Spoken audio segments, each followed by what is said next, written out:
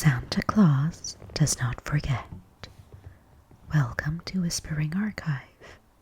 Please don't forget to like and subscribe. We will be moving further along with our Christmas stories this year.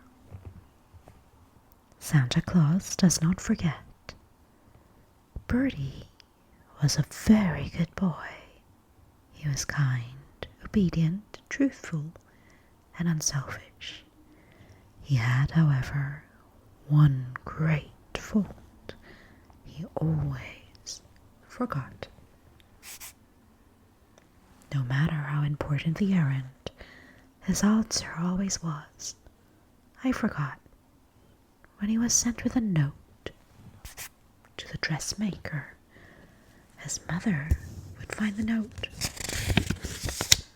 in his pocket at night. If he was sent to the store in a great hurry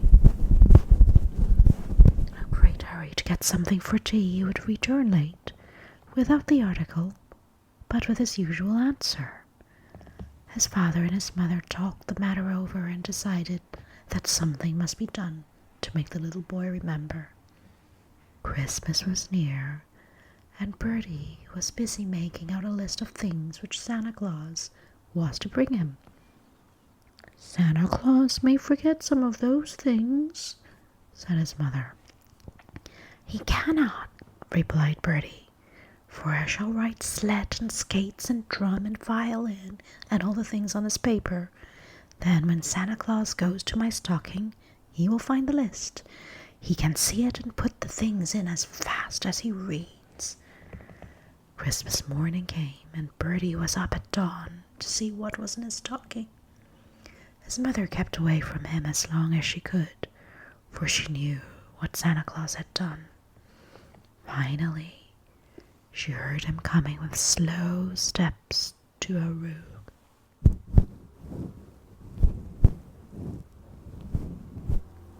Slowly, he opened the door.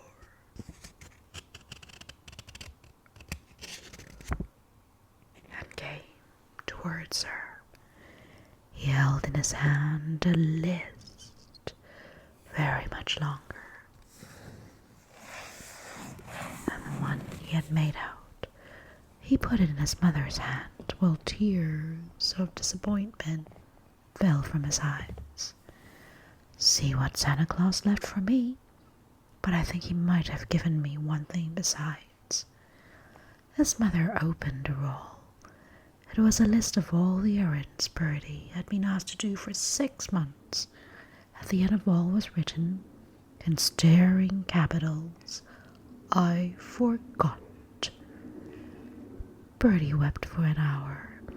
Then his mother told him they were all going to Grandpa's. For the first time they would see a Christmas tree. Perhaps something might be growing there for him. It was very strange to Birdie, but on Grandpa's tree he found everything he had written on his list. Was he cured of his bad habit? Not all at once, but when his mother saw that it was particularly heedless, she would say, "Remember, Santa Claus does not forget." By M.A. Haley.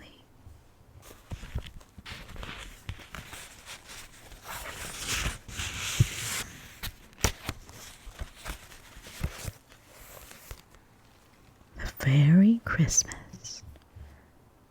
It was Christmas Day, and Toddy and Tita were alone. Papa and Mama had gone out west to see their big boy who was ill. They had promised to be home for Christmas, but a big snow had blocked the railroad track, and Nurse was afraid the train would be delayed until the day after Christmas.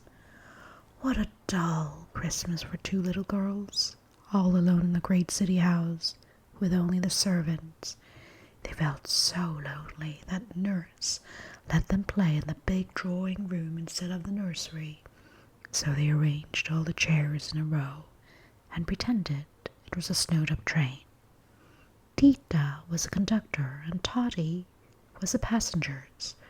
Just as they were in the midst of it, they heard music. music on the street, and running to the window, they saw a little boy outside, singing and beating a tambourine.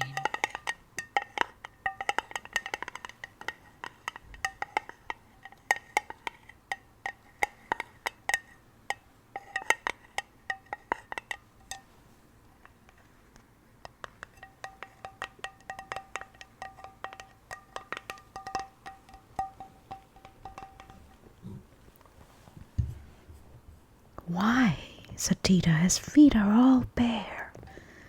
Does he hanged up a coat for stockings and his shoes too?" said Toddy.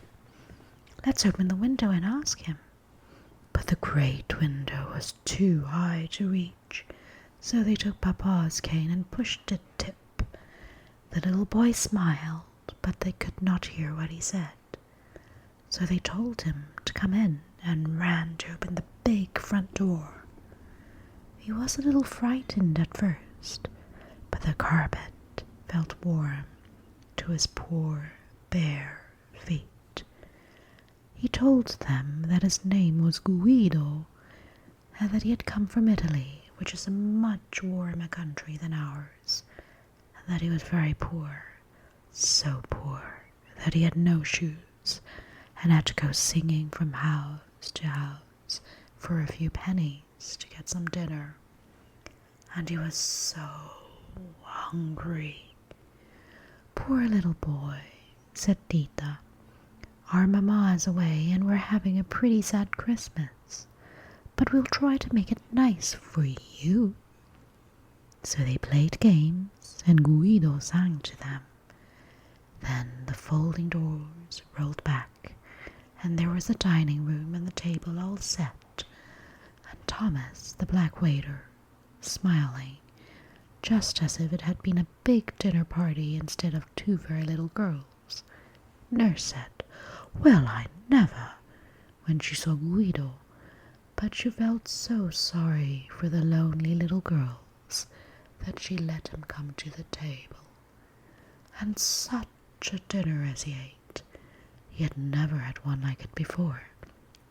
"It is a fairy tale," he said. Just as dessert came on, the door opened and in rushed Mamma and Papa. The train had gotten in after all. They were so glad to see their darlings happy instead of moping that they gave them each some extra kisses. You may be sure Guido never went hungry and barefoot after that. Long afterward he would say, "That was a fairy Christmas."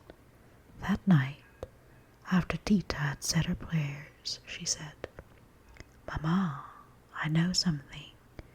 Whenever you feel sad and lonely, if you will just find somebody sadder and lonelier than yourself and cheer them up, it will make you all right." And I think that was the very best kind of a Christmas lesson of love. Don't you? By Ethelred B. Barry.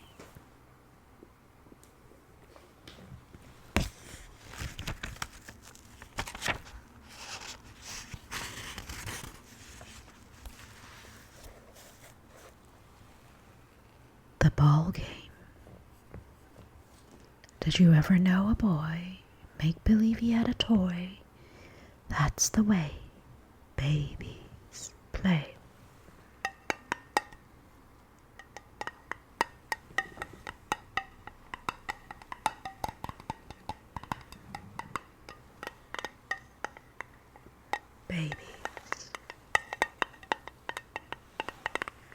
Babies who are young and small make believe they play at ball.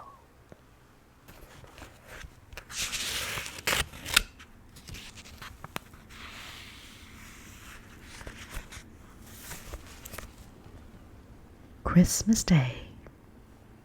"Boys," said Mrs. Howard one morning, looking up from a letter she was reading, "I've had a letter from your grandmamma. She writes that she's returning to England shortly." The boys went on with their breakfast without showing any great amount of interest in this piece of news, for they had never seen their grandmother and therefore could not very well be expected to show any affection for her. Now Mrs. Howard, the mother of two of the boys and an aunt to the third little fellow, was a widow and very poor, and often found it a hard task to provide for her 3 boys, as she called them, for, having adopted her little orphan nephew, she always treated him as her own son. She had sometimes thought it strange that old Mrs. Howard should not have offered to provide for Leslie herself, but she had never done so, and at last Mrs. Howard had ceased to expect it. But now, right at the end of her letter, Grandmama Howard wrote, "I've been thinking that perhaps it would come a little hard on you to support not only your own 2 boys, but poor Alice's son, and so on my return to England, I propose if you are willing to adopt one of them, for I am a lonely old woman, and shall be glad of a young face about me again." After thinking the matter over, Mrs. Howard decided she would say nothing about their grandmother's intention to the boys, as she thought it was just impossible that she might change her mind again. Time passed on, and winter set in, and full of the delights of skating, the boys forgot all about the expected arrival of their grandmother. During the Christmas holidays, the boys one morning started off to Broom Meadow for a good day's skating on the pond there. They carried their dinner with them and were told to be sure and to be home before dark. As they ran along the frosty road, they came suddenly upon a poor old woman, so suddenly that Leslie ran right up against her before he could stop himself. The old woman grumbled about lazy, selfish boys, only thinking of their own pleasure and not caring what happened to a poor old woman. But Leslie stopped at once and apologized in his polite little way for his carelessness. "I am sorry," he said. "I hope I did not hurt you, and you have such heavy parcels to carry too. Won't you let me help you?" "Oh, come on, Leslie," said his cousins. "We shall never get to the pond at this rate." "Yes, go on," said the woman sharply. "Your skating is of a great deal more importance than an old woman, eh?"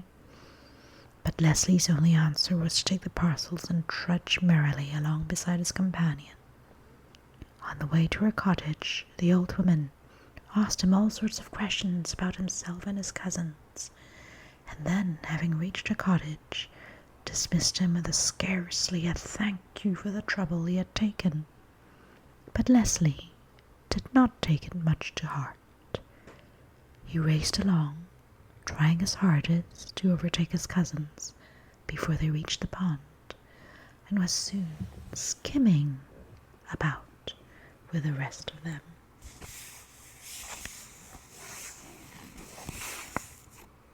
Squire Leholm, in whose grounds the boys were skating. Afterwards, came down to the pond to watch the fun, and, being a kind-hearted old gentleman, offered to give a prize of a new pair of skates to the boy who should win the greatest number of races. As it was getting late, it was arranged that the racing should come off on the following day, and the squire invited all the boys who took part in it to come up to his house to a substantial tea after the fun was over. How delighted Leslie was, for he was a first-rate skater, and he did so want a new pair of skates. But the squire's skates were not to be won by him, for on the following day, as he and his cousins were on their way to the pond, they came across the queer old woman whom they had met on the previous day. She was sitting on the ground and seemed to be in great pain.